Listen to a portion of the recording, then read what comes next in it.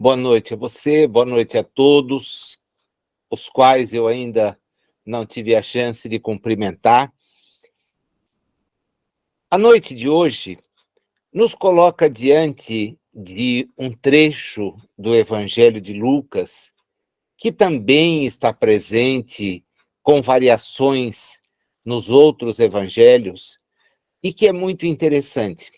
A frase que é retirada de parte do capítulo 24, versículo 11, é destacada pelo seguinte trecho: e as suas palavras lhes pareciam como desvario, e não as creram. Numa linda história inserida no livro Contos e Apólogos, Irmão X, em parceria com Chico Xavier, nos fala sobre um reino, no reino das borboletas. E a história é mais ou menos assim. À beira de um charco, uma bela borboleta, fulgurando ao final do dia, pousou sobre um ninho de larvas e falou para aquelas pequeninas lagartas que a admiravam atônitas: não temais, sou eu, uma vossa irmã de raça. Venho para lhes trazer a esperança. Nem sempre vocês estarão coladas à erva do pântano. Tende calma, fortaleza, paciência, esforçai-vos por não sucumbir, seja aos golpes da ventania, que de quando em quando varre a paisagem, seja a outras adversidades. Esperai. Depois do sono que vos aguarda, acordareis com asas de puro arminho, refletindo o esplendor solar. Então, não mais vos arrastareis, presas a um solo úmido e triste. Vocês terão uma visão diferente da vida. Subireis muito alto, e o vosso alimento será o néctar das flores. Viajareis deslumbradas, contemplando o mundo por um novo prisma. Sabe o sapo que nos persegue? Ele é castigado pela serpente, que o destrói. A serpente, por sua vez, é perseguida pelas armas do homem. Enquanto ela, voando nas proximidades, se distanciou, as larvas começaram a comentar entre si: eu não posso crer no que vejo. Que misteriosa e bela criatura! Será uma fada milagrosa? Nada possui de comum conosco. Irradiando o suave aroma do jardim em que se demorara, a visitante sorriu e continuou: não vos confieis à incredulidade. Não sou uma fada celeste. Minhas asas são parte integrante da nova forma que a natureza vos reserva. Ontem eu vivia como vocês. Amanhã vivereis aqui comigo. Vocês conseguirão se equilibrar no imenso espaço, desferindo voos sublimes à plena luz. Libertadas de onde vocês se encontram, vocês poderão se elevar felizes. Conhecereis a beleza de copas floridas e o saboroso licor de pétalas perfumadas, a delícia das alturas e a largueza do firmamento. Logo após, lançando um olhar carinhoso àquela família alvoroçada distendeu o corpo colorido, volitando graciosa, e delas desapareceu. Ao mesmo tempo, chega ao ninho a lagarta mais velha do grupo, que andava ausente, e ouvindo as referências, as histórias, foi logo gritando com aquelas mais jovens: calem-se e escutem. Tudo isso é insensatez, mentiras, divagações. Fujamos aos sonhos e aos desvarios. Nunca teremos asas. Ninguém deve filosofar. Nós somos lagartas, nada mais que lagartas. Sejamos práticas no imediatismo da própria vida. Esqueçam-se de pretensos seres alados que não existem. Abandonaremos esse lugar amanhã. Encontrei a horta que procurávamos. Será nossa propriedade. Nossa fortuna está nos pés de couve que começaremos a habitar. Nós vamos conseguir devorá-los em todas as suas folhas. Precisamos simplesmente comer, porque depois será o sono, a morte e o nada. Nada mais. As larvas ficaram desencantadas. Imaginem os choques. Alguém que fala de asas e vida e outro alguém que fala de vida, mas na condição em que elas se encontravam. Como veio a noite e com ela fez-se sombra, ninguém conseguiu perceber, senão no raiar do dia, que aquela lagarta que dirigia o grupo estava completamente imóvel. Todas elas, preocupadas, observaram o fenômeno curioso e puseram-se em expectativa. Findo algum tempo, com infinito assombro, elas repararam que a orgulhosa e descrente orientadora houvera experimentado uma linda modificação. Ela agora era também uma borboleta bonita, voejante e leve. Irmão X termina essa narrativa com uma advertência muito interessante, porque ele nos diz, anotando a lição breve e simples, creio que há muitos pontos de contato entre o reino dos homens e o reino das borboletas. O versículo do nosso estudo fala do episódio mais marcante da presença de Jesus entre nós. Um episódio anunciado, antecipado e depois constatado. Na iminência do que iria ocorrer, desde a Galileia, ele preparava aqueles que o seguiam para o episódio da sua desencarnação. Mas os preparava de maneira diferente. Eles o imaginavam condutor de um reino terreno. Mas ele o tempo todo lhes disse de que seu reino não estava ali localizado. Eles queriam o confronto, o término da subjugação ao domínio romano, marcado por lutas ao longo de período extenso e que acabou por resultar para o povo hebreu numa profunda e longa diáspora, dispersão.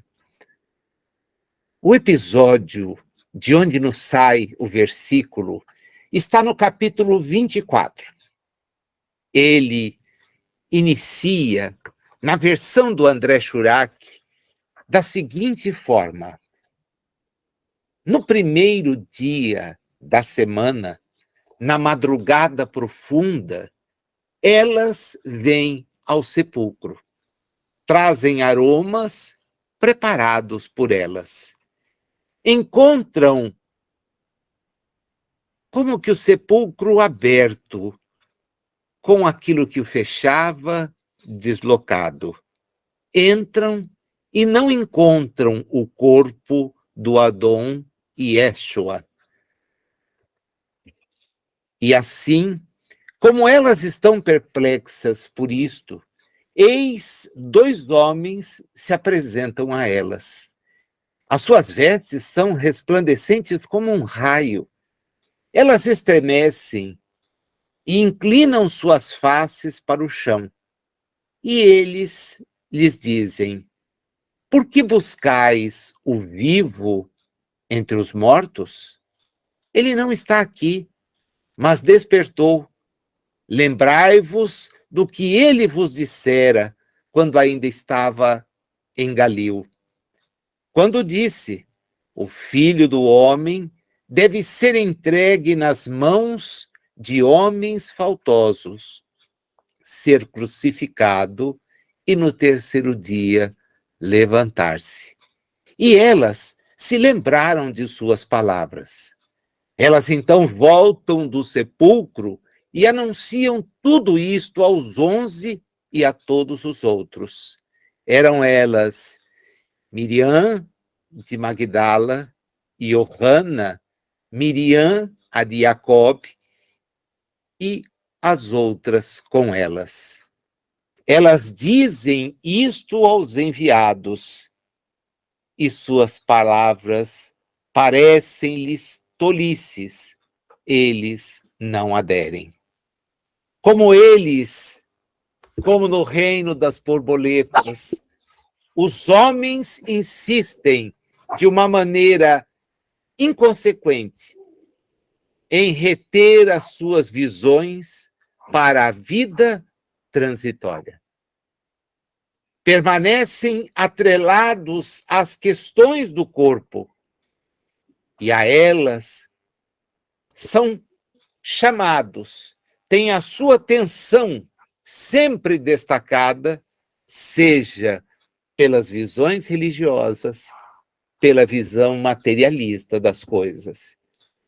Mas a realidade é diversa. O desvario que para muitos, nos nossos dias, como Emmanuel vai insistir, ainda é apontado, não tem o poder de apagar a verdade. Porque a verdade é soberana para nos chamar a atenção. A sua realidade é que Jesus esteve entre nós. Todos os espíritos que o precederam na tarefa de nos tentar iluminar, como nós, não tinham condições de anunciar a existência da realidade espiritual, senão através de impressões veladas, de relatos, às vezes fantasiosos.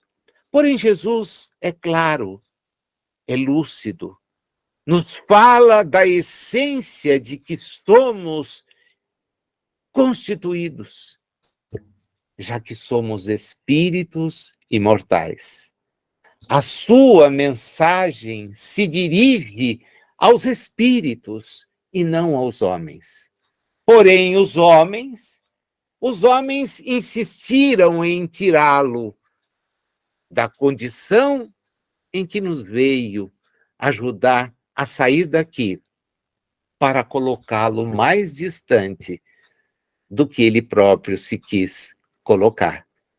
Apresentou-se a cada um de nós como um irmão, um amigo, alguém que vem para nos dar uma mensagem que é a mensagem da capacidade que todos temos de vencer as limitações das experiências terrestres que temos acumulado. Experiências que, infelizmente, não nos levam a nada além de que tornar a enfrentá-las. E por quê? Porque a realidade espiritual, para muitos, parece uma fantasia, algo irrealizável, impalpável. Aqueles que se dedicam à visão religiosa têm o hábito de cercear todos os que, de alguma forma, buscam ampliar a visão daqueles que o cercam.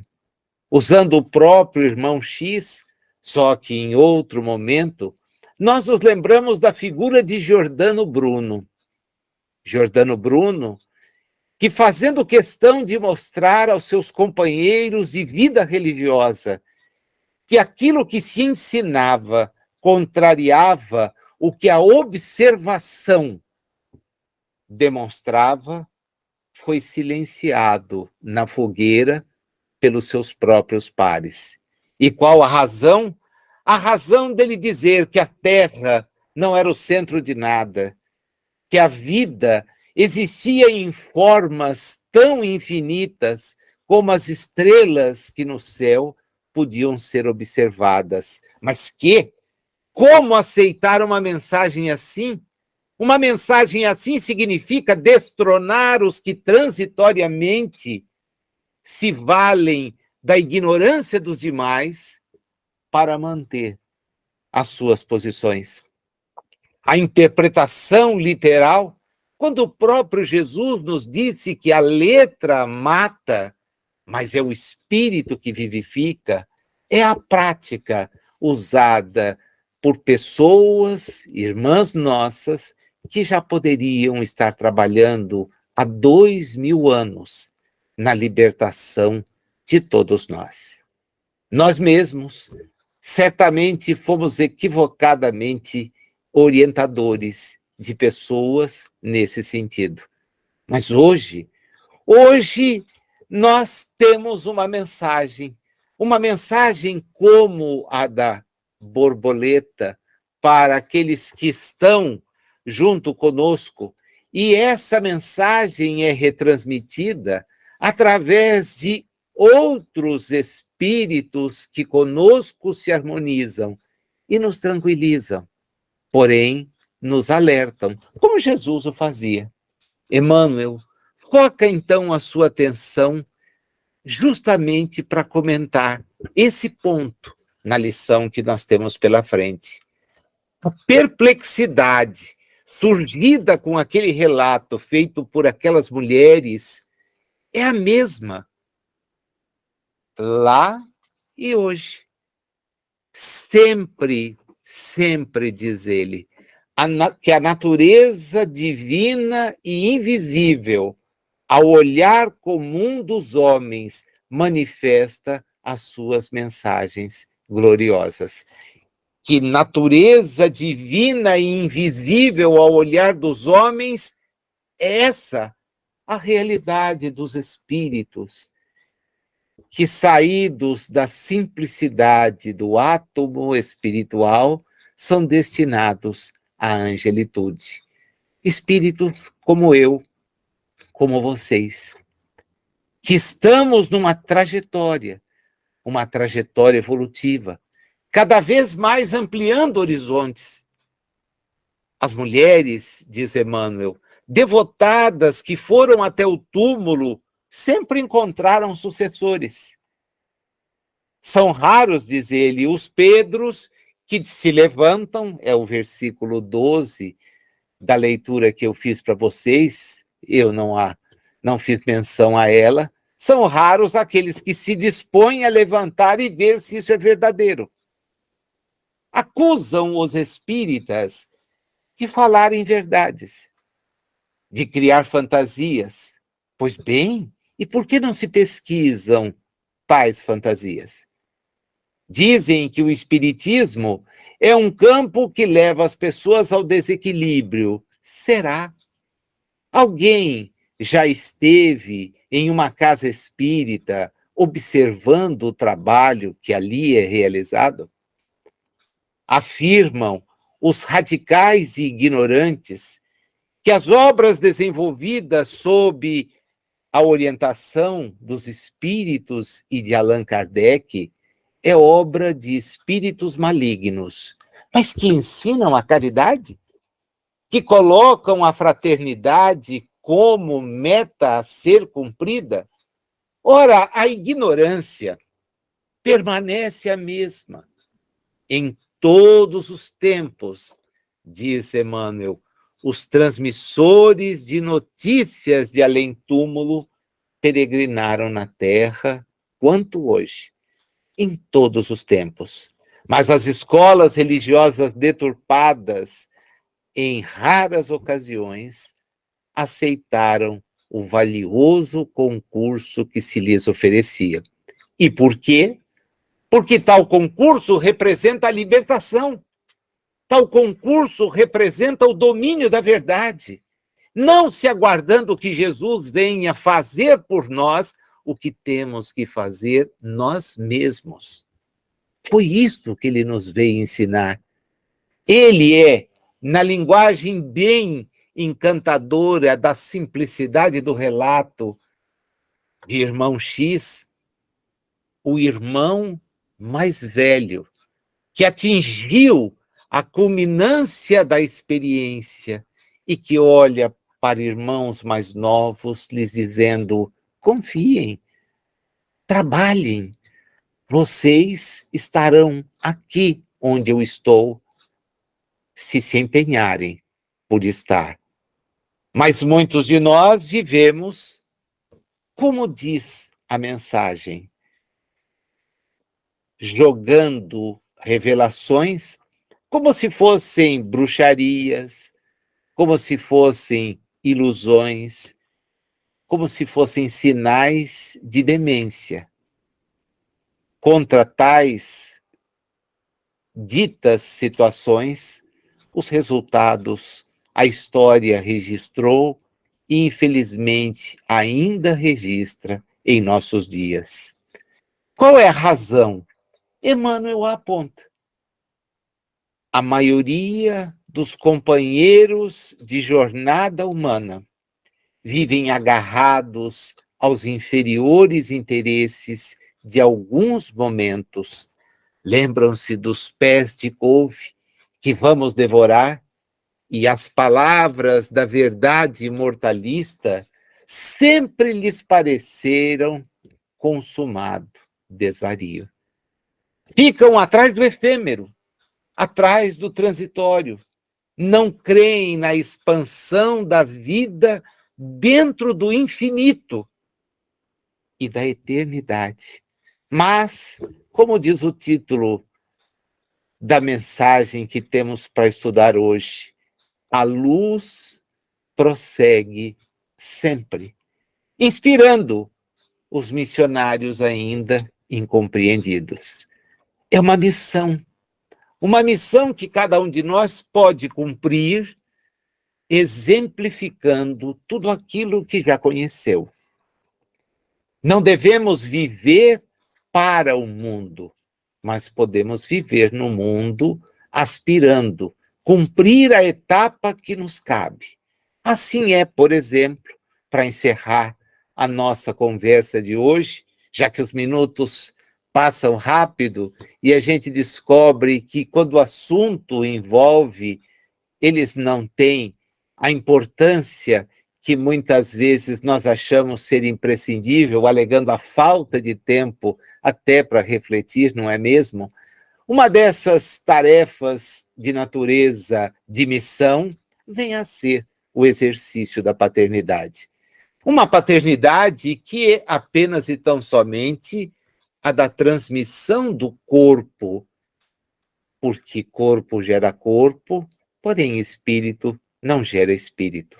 Cada espírito constrói a sua própria estrutura e ruma a caminho da angelitude pelas ações que empreende. Em mundos como o nosso, onde a lei de reprodução é uma das leis a serem observadas, a participação daquele que detém a possibilidade de ajudar na vinda de novos espíritos exige muito mais do que a coabitação para que esse filho chegue. Exige o exemplo, exige a dedicação. E aí é que a tarefa da paternidade se torna pesada. Porque se, de certa forma, nos é fácil alimentar mais alguém, dar de comer a quem está conosco, ofertar a partição do abrigo que desfrutamos, nossas ações para com aqueles espíritos que voltam a jornadear conosco precisam falar-lhes das verdades que acreditamos. E se acreditamos em verdades imortais, não há sentido em que os nossos filhos, para que os nossos filhos, não participem, não entendam tais valores e possam também eles trabalhar em seu próprio benefício. Lembremos-nos de que, apesar dos reveses, das oposições, das descrenças, das maledicências, a luz segue sempre. E se queremos efetivamente melhorar a nossa própria condição, temos que fazer de tudo para que a luz que busquemos encontre em nós o seu reflexo. Terá sido muito, mas muito melhor para nós em todas as experiências, que tivemos, e certamente uma antevisão das muitas melhores que haveremos de ter. Que a paz permaneça com cada um de vocês. Muito obrigado.